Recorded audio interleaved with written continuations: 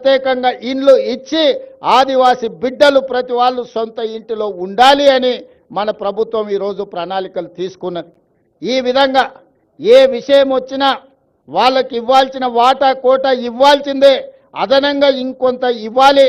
ఎందుకంటే దశాబ్దాలుగా వాళ్ళకు అన్యాయం జరిగింది, నష్టం చేకూరింది. కాబట్టి వాటిని సరిదిద్దడానికి ప్రయత్నాలు చేయాలి అని చెప్పి ఈరోజు మన ప్రభుత్వం ముందుకు వెళ్తుంది.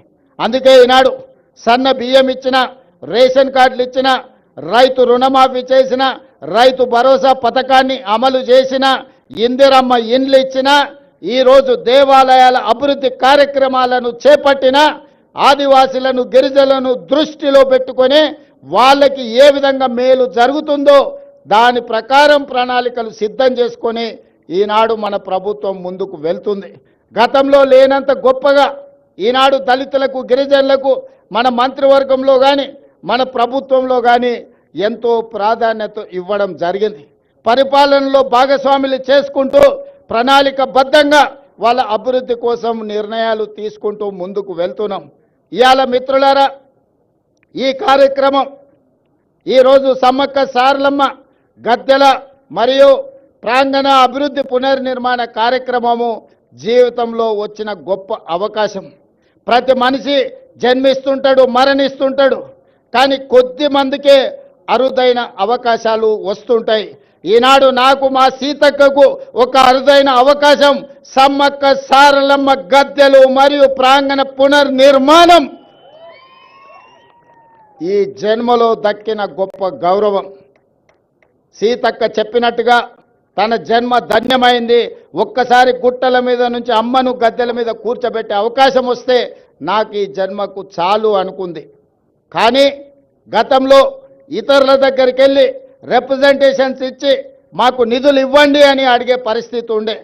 ఫిబ్రవరి 6, 2023 నాడు ఇదే ప్రాంతం నుంచి నేను చెప్పిన, రాబోయే రోజుల్లో ఇతరులను యాచించడం కాదు, సీతక్కనే సంతకం పెట్టి నిధులు మంజూరు చేస్తుంది, సీతక్క ప్రభుత్వంలో భాగస్వామి అవుతుంది అని ఆనాడు చెప్పడం జరిగింది. ఈనాడు చేసి చూపిస్తున్నాం. సమ్మక్క సారలమ్మ ఈ ప్రాంత అభివృద్ధి కోసం నిధులకు వెనక్కి అడుగు వేసే సమస్యనే లేదు. ప్రభుత్వానికి నిధుల సమస్య ఉండొచ్చు, అవసరమైతే ఇంకెక్కడైనా తగ్గిస్తాం. కానీ సమ్మక్క సారలమ్మ యొక్క అభివృద్ధి కోసం ఎన్ని కోట్ల రూపాయలైనా ప్రభుత్వం విడుదల చేస్తుంది, సరైన సమయంలో పూర్తి చేస్తుంది. నిర్మాణ కార్యక్రమం మాదై ఉండొచ్చు, కానీ గిరిజనుల యొక్క సాంప్రదాయాన్ని కాపాడుకునే బాధ్యత వాళ్ళదే. అందుకే ప్రభుత్వం ప్రణాళికలు రచించి ప్రభుత్వమే నిర్మించడం కాదు, ప్రణాళికల్లో ఆదివాసులను భాగస్వాములను చేసినాం. సాంప్రదాయాన్ని పరిరక్షించడంలో ఆదివాసులను భాగస్వాములను చేసినాం. రేపు జరగబోయే పునర్నిర్మాణంలో కూడా ఆదివాసీలను భాగస్వాములను చేస్తున్నాం.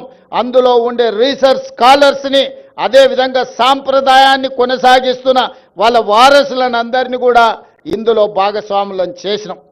మామూలుగా సిమెంట్ కట్టడాలు కడితే అత్యధికంగా 100 సంవత్సరాలు మాత్రమే ఉంటుంది.